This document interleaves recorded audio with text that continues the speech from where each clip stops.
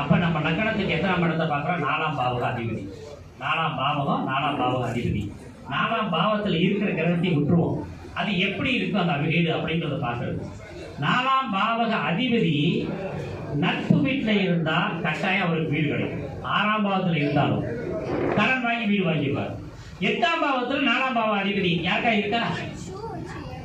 யாருக்கு இருந்தாலும் பாருங்க, வேற ஒருத்தர் வீடை கட்டி இவங்களுக்கு கொடுத்துருவாங்க. இவங்க சம்பாதிக்க வாங்க மாட்டீங்க, வேற ஒருத்தரே கட்டி இவருக்கு கொடுத்துருவாங்க. இப்ப உங்களுக்கு இருக்கு அப்படின்னா மனைவி கட்டி தந்துருவாங்க. இதே சமயத்துல 4ஆம் பாவக அதிபதி 8ஆம் இடம் பகை வீட்டில் இருந்தா வீடை கட்டினதுல இருந்து அந்த வாழ்க்கை நிம்மதியை இழந்து அந்த வீட்டை வித்தாச்சு அவன் நிம்மதி அடையும். ரைட்டா? அடுத்தது வீடை கட்டதுக்கு பின்னாடி என்னைக்கு அப்படி சொல்ல வேணாம், உங்களுக்கு மனசுல புரியுற மாதிரி. இப்ப நான் கல்யாணம் பண்ணதுல இருந்து என் வாழ்க்கையை வீணா போச்சு சொல்றாங்க இல்லையா? பாதகாதிபதி 7ல இருந்தா என்னைக்கு கல்யாணம் பண்ணோம்னா அன்னைக்கு அது வாழ்க்கை வீணா போயிடும். குழந்தை பிறந்த பின்னாடி அப்படியே மாறிடுச்சு சொல்றோம் இல்லையா? 2ஆம் இடத்துல பாதகாதிபதி இருந்தா குழந்தை பிறந்த பின்னாடி அவன் வாழ்க்கை வீணா போயிடும் அப்படின்னு சொல்லப்படும். இதை சுபர் பார்த்துட்டா அப்படியே மாறும். சரிங்களா? இப்ப நானும் சாமிஜியே ரொம்ப நெருங்கிய நண்பர்கள். இந்த இடத்துக்கு ஏன் நான் வர்றேன்னு சொன்னேன் அப்படின்னா, என்னோட குருநாதர் கடக ராமசாமி ஐயாவை இந்த எதிரிக்குள்ள வந்துட்டாவே எனக்கு ஒரு பார்த்த மாதிரி ஒரு உணர்வு வரும். அவர் குருநாதர் கோட்டையரையாவோ கடகம் ஐயாவோ அந்த குருநாதர்களை வணங்கி எனக்கு பெற்ற தாய் தந்தையர்களை வணங்கி ஒன்று தேவனா நீங்கள் பிரச்சனையே சொல்லுவான். அது ஜாதகம் பிரச்சனை ஒரே மாதிரி இருக்கும். ஒரு நம்பர் சொல்லுங்க, 7. அதே அடுத்தது அதே தான். இப்போ பொண்ணை பார்க்க ஆரம்பிக்க நல்லா இருக்கும். சரி, இது உட்காருங்க. அப்படி நான் சொல்றேன். பாயிண்ட் நம்பர் 1 அதெல்லாம் வேண்டியதில்லை, எதுவுமே வேண்டாம். ஒருத்தர் கல்யாணம் ஆகுமா ஆகாதவங்களுக்கு நம்ம எப்படி பார்க்கணும்னா, சனிக்கு ஏக செவ்வாய் இருக்கா, யாரா இருந்தாலும் என்னைக்கா இருந்தாலும் வெளியே வந்து அவன் கல்யாணம் கொடுக்கலாம். ஒரு பாயிண்ட் சொல்லியாச்சா? 2வது பாயிண்ட், சுக்கிரனும் குருவும் 6 8 இருக்கக்கூடாது. சுக்கிரனும் குருவும் 6 8 இருக்கக்கூடாது.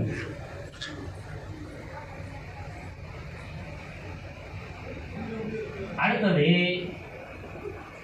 பெண்ணோட ஜாதகத்துல செவ்வாய் ராகுவுக்கு 3 டிகிரிக்குள்ள இருக்கக்கூடாது. ரைட்டா? பையனுக்கு சுக்கிரன் ராகு சேரலாம், ஆனா 3 டிகிரிக்குள்ள இருக்கக்கூடாது. சுக்கிரன் கிடக்கூடாது. ரைட்டுங்களா? இப்ப இறை அருளால உங்களுக்கு கல்யாணம் இருக்கணும். 2 பெரியவங்க குருநாதர்கள் இருக்கிறாங்க. அவங்க வந்து உங்களுக்கு ஆசி கொடுப்பாங்க, அது மூலியமா திருமணமாகும். ஆனால் ஜாதகத்தில் இருக்கிற விஷயத்தை நான் சொல்றேன். லக்னம் என்பது என்ன லக்னம்? விருச்சிக லக்னம். ரைட்டா? 2ஆம் இடத்து அதிபதியை முதல் பார்ப்போம். பார்த்துக்கங்க நீங்க. 2ஆம் இடத்து அதிபதி யாரு? குரு. யார் வீட்டில் இருக்காரு? சிம்மத்தில் இருக்காரு. சூரியன் எங்க இருக்காரு? நீச்சம் பெற்று விட்டார். 12ல போய் நீச்சம். அதாவதுங்க 2ஆம் இடத்து அதிபதி எங்கு நிற்கிறார்? அவருக்கு வீடு கொடுத்தவன் நீசம், பகை, அஸ்தங்கம் 6 8 12 வரைஞ்சா திருமணம் ஆகாது. ஒரு பாயிண்ட் ஆச்சா? அப்ப 7ஆம் இடத்தையும் பார்க்கணும் இல்லையா? 7ஆம் இடத்து அதிபதி சுக்கிரன். அதாவது விருச்சிக லக்னத்துக்கு 7ஆம் இடத்து அதிபதி சுக்கிரன் கண்ணியில நீச்சம்.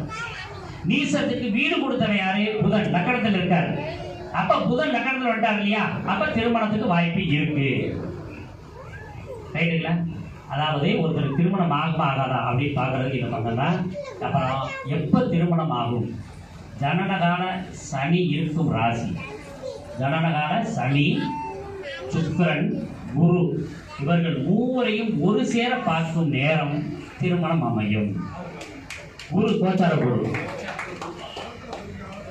ஜனனகால சனி, சுக்கிரன், செவ்வாய், மன்னிக்கவும் செவ்வாய், சனி, சுக்கிரன் 3 பேரையும் கோச்சார குரு ஒரு சேர பார்க்கணும்.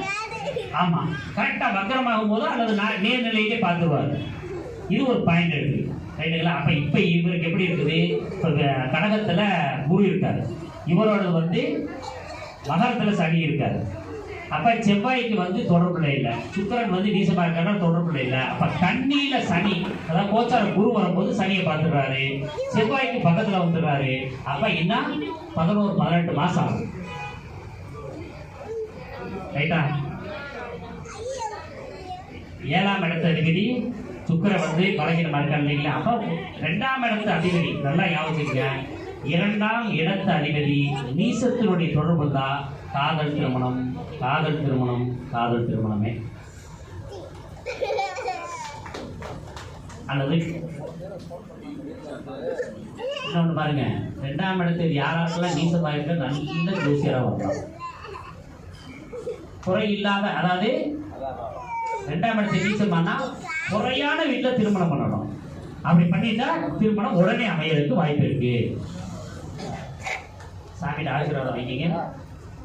ஜோதிடன் அனுமானிப்பவன், இறைவன் தீர்மானிப்பவன்.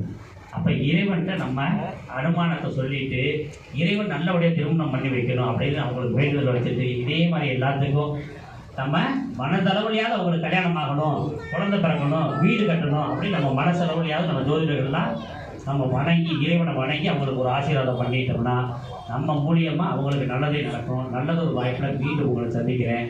நன்றி, வணக்கம். கண்ணீர் அவர்களுக்கு நன்றி தெரிவித்து நம்ம கரவடியை கொடுப்போம். மிக அற்புதமாக ஒரு 10 நிமிடத்தில் நிறைய தகவல்கள் பிரச்சனை